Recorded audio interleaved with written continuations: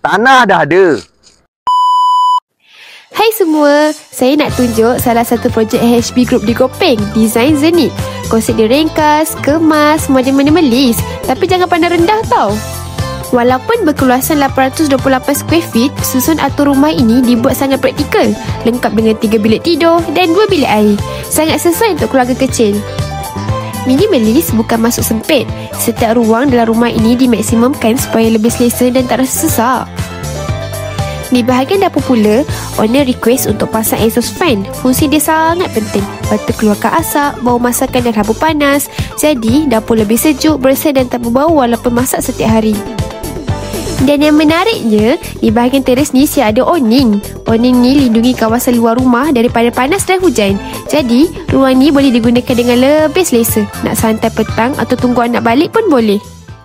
Jadi, tunggu apa lagi? Jom bina rumah impian anda tu bersama AHB Group.